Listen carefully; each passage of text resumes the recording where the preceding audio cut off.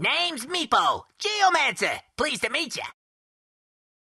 So I would say Execration's timing and peak window is very, very fast. But Call needs a lot more time. They need to be getting a lot of items. I would say 20-25 minutes is their timing, but Execration can definitely fight a lot earlier than that. Like 10 to 15 minutes, they're extremely strong. All right, I am very excited for this. Again, I'm Annie, that's Winter, and Wait, look at the... Oh, look at what they're doing! They're getting souls on Limp.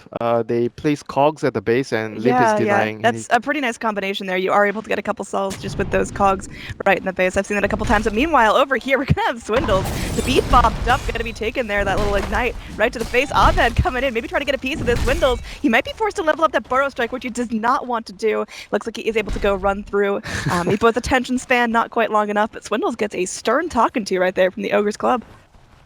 Jeez, this is okay. Cole is just using one of their. I would say this is something that they prepared for an important match that they want to come up with. We used to see this before when I think it was Infused that did it with Venomancer wards plus SF. You just do what they're doing right now, but this is much better. You can do it faster.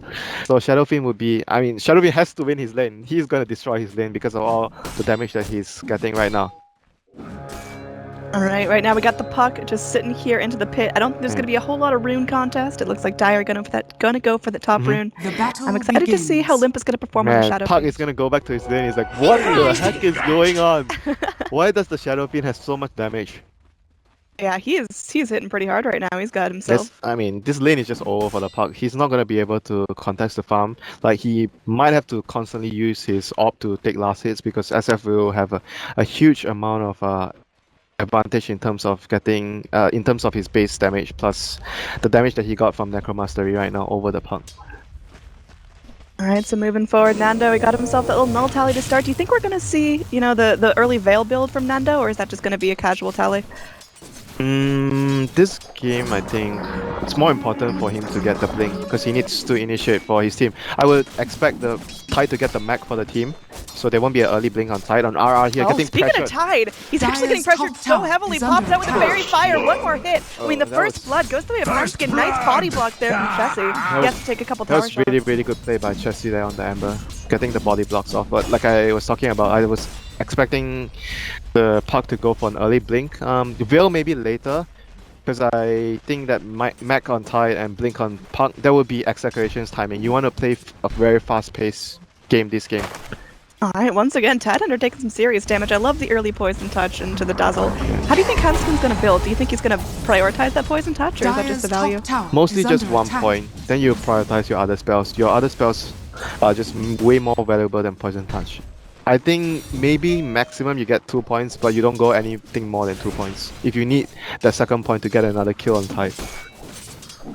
Alright, so Silencer doing well, just able to go and bop some serious damage there. Little Glaives doing some work, and Nando's going to have to go heal up and lane up against the Shadow Fiend. He's doing a lot of damage. Obviously, Shadow Fiend not picked a whole lot in the meta, and you know, why is that, Winter? I mean, after all the nerfs, and I think especially the change to the mana cost on race and how the jungle creeps work, where you get the additional magic resistance on the creeps, so it's very difficult for Shadow Fiend to farm the jungle compared to before. That's why you see the drop-off of Shadow Fiend being used in the competitive scene. Alright, Nando not able to get a whole lot out of this, has only 8 last hits to the Shadow Fiends, 17 denies on Limp right now. Of course, a lot of those are the cogs, but still, that's going to be some serious denies adding up right there. Yeah, I mean, this is what we kind of expected, that Puck can't really do much in his laning phase. Because Shadow Fiend just got such a big head start in terms of his damage. There's not much the Puck can do to slow him down in terms of farming. So he's just gonna have to wait for his level 6. You run around or you react with a TP to turn ganks around and try to get yourself back to the game that way. Because I don't think there's anything he can do in the laning phase against the Shadow Fiend anymore. Yeah, speaking of our laning phase, down here, Abed doing very well, holding his own in terms of overall last hits, and he has it as level 3. Divided we stand, still not leveled up, but he's going to get some meeps going for himself soon enough. Meanwhile, back to mid lane, we're going to have Z-Freak going back in. You can tell he's itching for something, but only level 3, no hook shot just yet. Now Swindles goes in, deep dive there onto Chemo. They're going to bring in Tim's, who's cut himself that ignite if they want to go for the slow, but just able to go through Silencer with some casual harass, holding him back for now, but that's going to be Silencer with some wasted time as Abed gets some nice jungle farm for himself. Yeah, you look at overall their supports, what their supports are doing on Execration. They're stacking the jungle, there's multiple stacks left and right. They're just preparing this Meepo for success. You almost had that. Alright, going back in. Swindles, he's doing what he can here. Has himself his boots down. They're trying to get a lot of pressure onto the Meepo by committing 2 heroes into the lane. Swindles was jungling with his Iron Talent before, but right now Cole decided we cannot just let the Meepo free farm, so they are committing 2 heroes right now onto their offlane to sort of pressure the Meepo, but I don't think he cares that much though. He can start the jungle. Nando could be some trouble here. He went for the rune. He really wants it. Gonna go phase shift back in. One more raise means that is a dead puck and a rune. Picked up for Limp. Hayes turn if he wants to go make something happen. Meanwhile, down bottom, big stack here. Chemo wants to get his fair share of that, but it looks like Swindles is gonna be taking most of the prize. Radiant's bottom tower is under right attack. now, the situation for Complexity is they have to get more advantage so they can sort of deal with the Meepo better. Selfish. And getting that kill there onto Puck is really big for them because, like I mentioned, Puck is going to be their important initiator. He has to be able to get an early blink and help his team initiate team fights where they want to fight around 10-15 minutes. Meepo has enough levels and Aghanims, hopefully, and tied with a mech. That is their most important timing for Execration. Alright, speaking of Tidehunter here, he's going to be sitting back, trying to do what he can. He picks up that little ring of protection, but he's a long ways off from any real items. He's got himself only 9 last hits. He's doing an Iron Talent jungles. Yeah. This lane is pretty difficult after he gave up the first blood. I mean, it's already difficult by itself because Ember deals a lot of magical damage and Tide is more survivable against physical damage because you have the Kraken Charm, you have the Anchor Smash. So right now the laning phase is not that great for RR. He has to wait for the Puck to make a move or someone to make a move or start jungling with Iron Talent. Going back in here, we're going to have the Meepos just going and farming. They couldn't care less. They're getting something done, but there is going to be a smoke rotation, and Z-Freaky's sitting back. Still no hook shot, but they got the raises, the raw damage coming from Limp.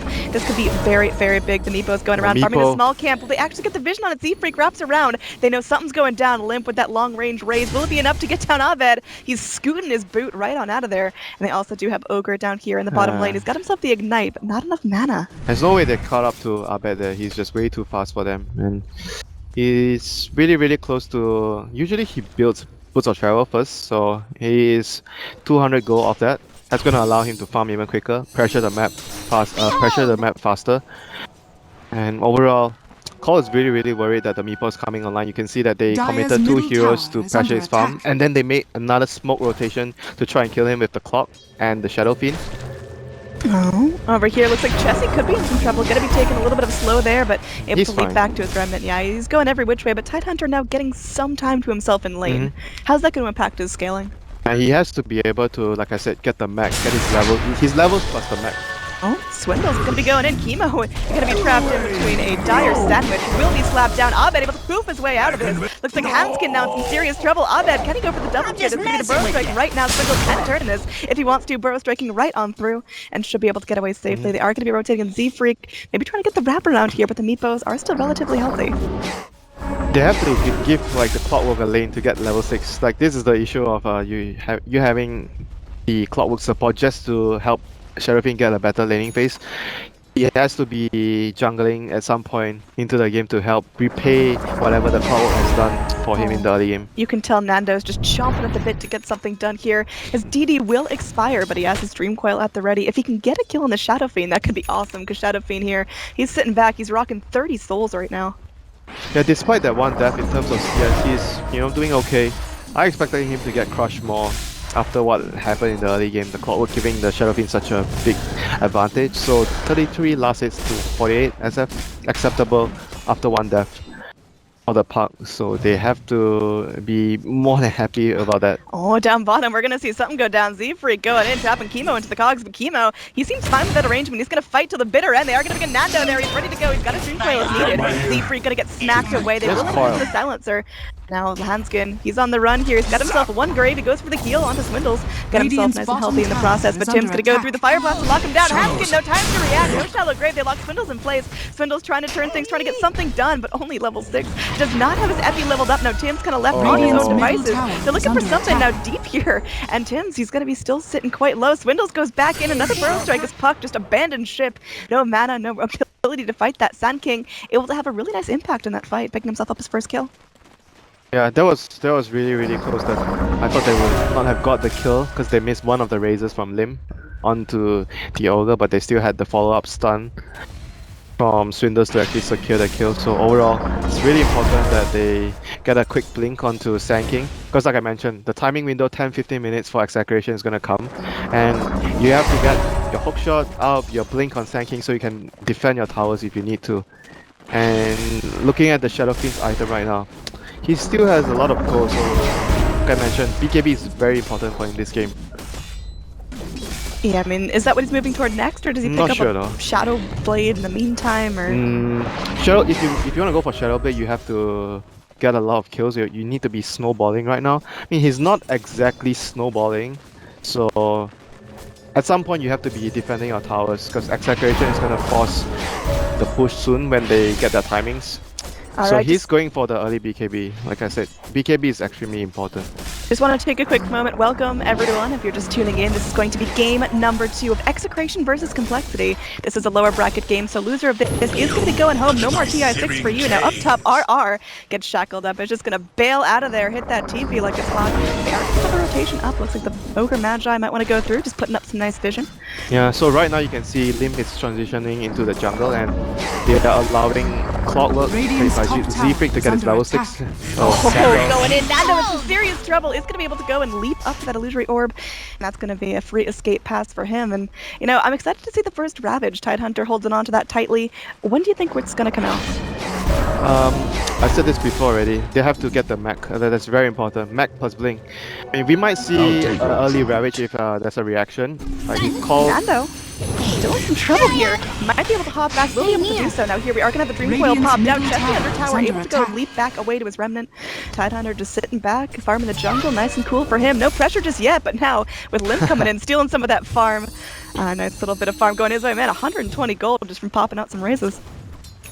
Yeah, like you mentioned, the first Ravage will most likely happen when Execration feel they're ready with the blink and the mech, and they're gonna force towers, try to get objectives. Otherwise, I don't think any Ravages will happen unless there's gonna be an aggressive play by Call, and Execration will be reacting towards it with a TP from Tide. So yeah, I don't think there'll be any Ravages soon until they hit all their items, the mech and the blink.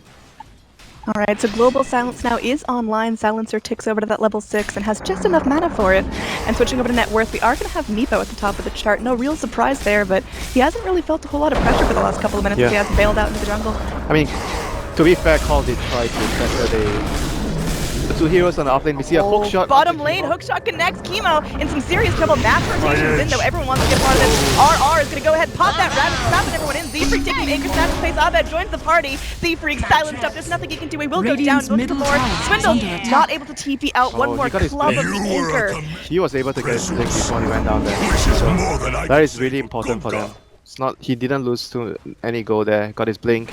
Despite going down, wasn't a really good exchange there. Two heroes for a lone support silencer. But there you go, a reaction from Execration. And Complexity made an aggressive play, allowing them to utilize their first Ravage. Yeah, meanwhile up top, Chessie able to get a lot of free farm, and we've been talking about how terrifying it is that Meepo's been unchecked, but this Ember Spirit, he is actually starting to have a decent impact in this game. Yeah, but he's gonna take a while more before he reaches his Boost of Travel plus Battle Free state, whereas Meepo is gonna get towards his timing, which is the Axe plus Boost of Travel soon. So Meepo is gonna be able to try and influence the game sooner than the Ember can. So that's gonna be the part where Complexity needs to chill and not lose too much objectives before they hit that timing on the Ember. SF is gonna get his BKB soon. He's more or less halfway there right now. Alright, Z-Freak sitting back, all the Dire Heroes grouping up. There's a smoke on the Clockwork if they want to look for something, but for now they seem content just to exert a little bit of pressure here onto this Radiant Tower. Yeah, right now they understand that the Ravage is still on cooldown, so they are using this timing to try their best to get as many objectives as they can, since it's a big cooldown. And Execration cooldowns on Ravage, so they're trying to get any trade-off. When you don't have their spells, you try to get a trade-off.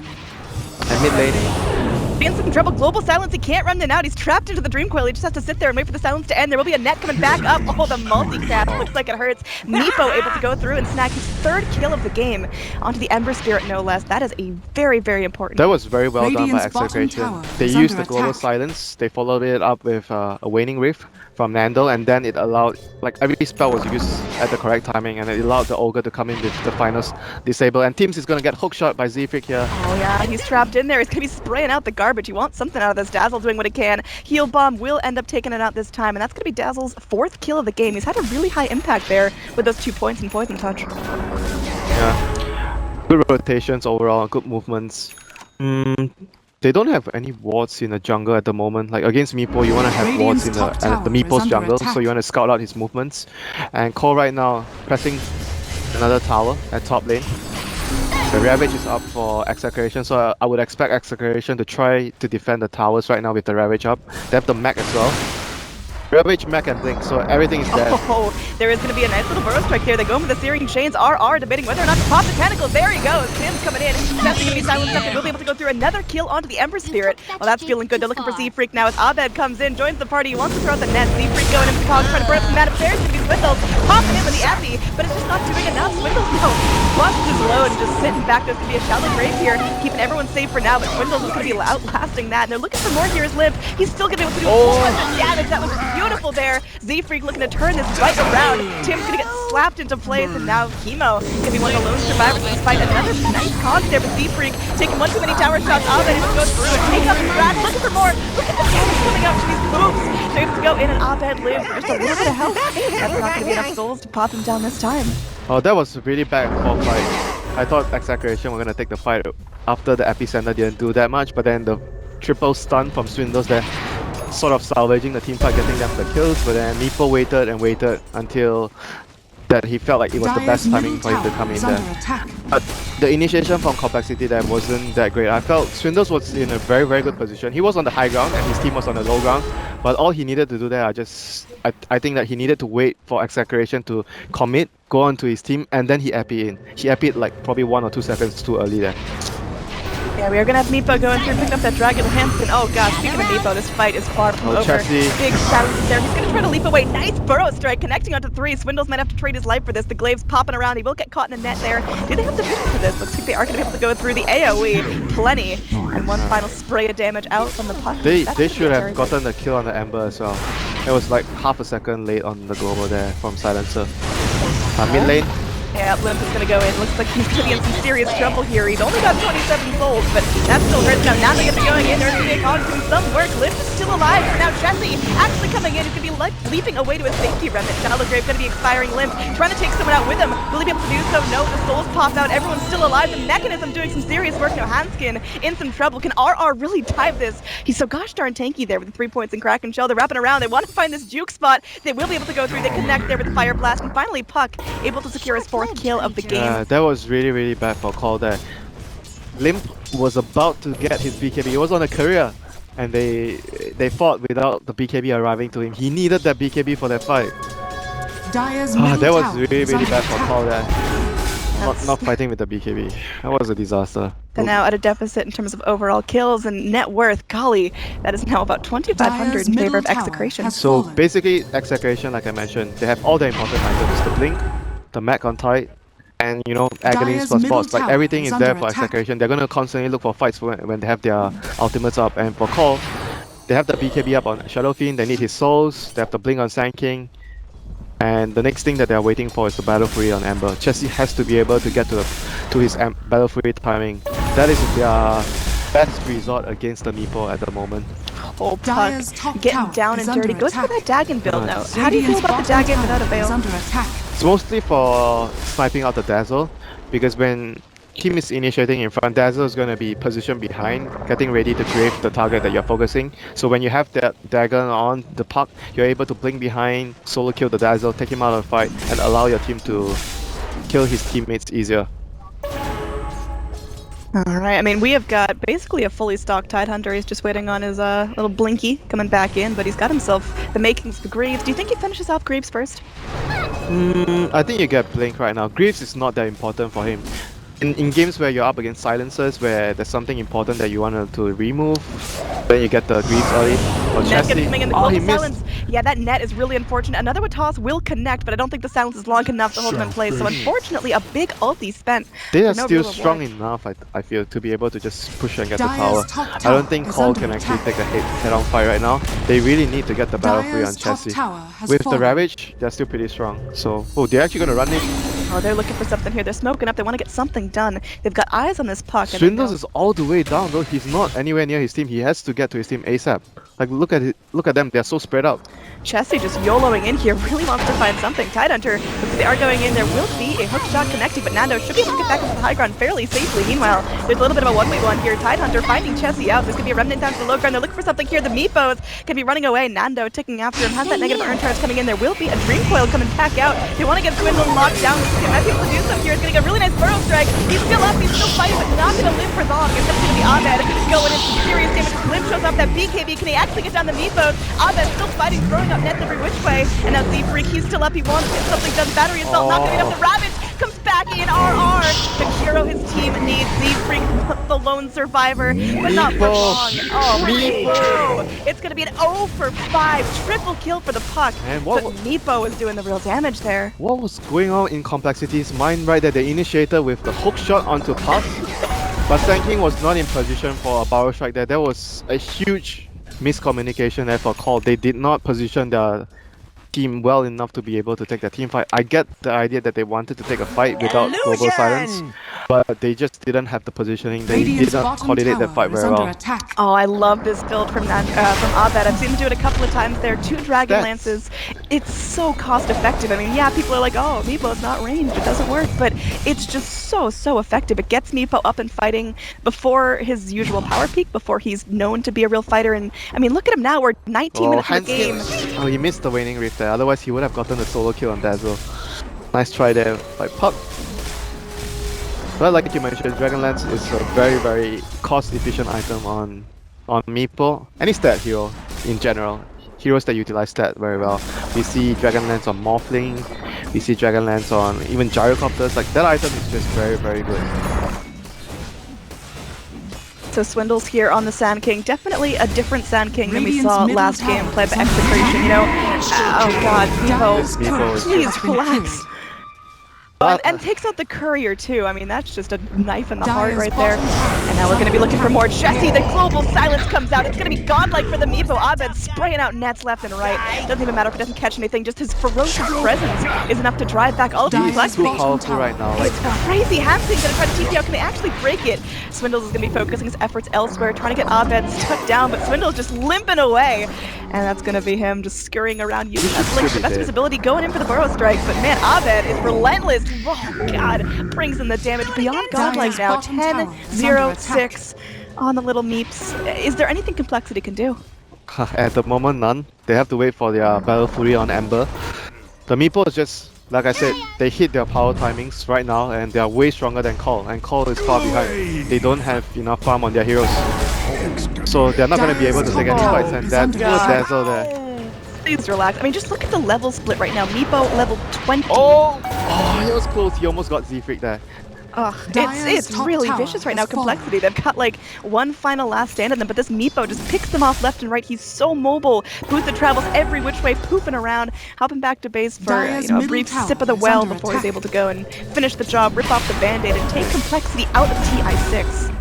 This guy just understands Meepo very well. He builds a draft around his Meepo. Everyone would allow, like every single one on his team allows Meepo to shine better and understands his timing windows. They're just using their timing very well right now because they understand that they're stronger, and before they have the battle free on Ember, there's not much they can do against the Meepo. I mean, there's a reason Meepo is respect banned against Abed in every single game of this tournament so far, except for this one. And, you know, we're seeing it. Abed here, 15 years old, and already one of the most ferocious Dire's Meepo players in the bottom world. tower is under attack. Well, I'm sure someone will figure something out against Meepo if it's picked early, because I feel like that hero is still a pretty situational hero. He's a good hero, but situational. Not the best hero in the meta.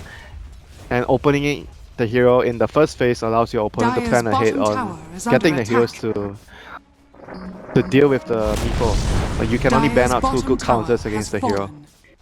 Yeah, I mean, do you think for Complexity this was kind of a draft loss or execution, or where did it all go wrong? How did Meepo get to this Dire's point? bottom tower is under attack. I think they have a pretty good job at dealing with Meepo. Even though I feel Meepo's the teammate Meepo has around him, this game is really good to allow Meepo to shine. But I feel the execution of Call was really lackluster this game. The team play was not good. The way they took team fights and their movements as a team in general,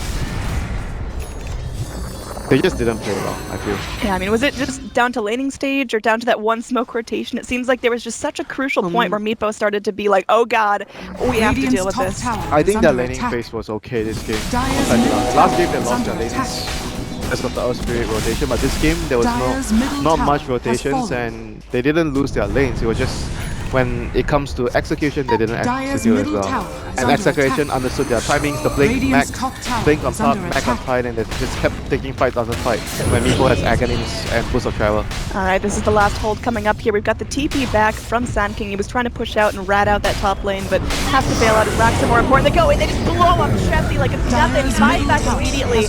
This is the Hail Mary play right here. You've got Hanskin trying to do what he can, looking for a nice little weave there. They are able to go through, get a stun onto Abed. They go for the poison catch, but a triple man Dream Coil. It's looking nice for Puck with just a big blink, and he gets off. The nice little fold to Abed. He's getting low, he's got the Aegis, they're turning things onto Liv. There's nothing he can do about it. Another Requiem comes out, the Ravage to finish everyone off. Everyone's dropping down to the grave. There's gonna be no buyback on the Emperor Spirit, no buyback on the Shadow Fiend. This could be it. The racks are under attack. Meepo is still up, still fighting, still has an Aegis, still looking for everything they can possibly get swindled.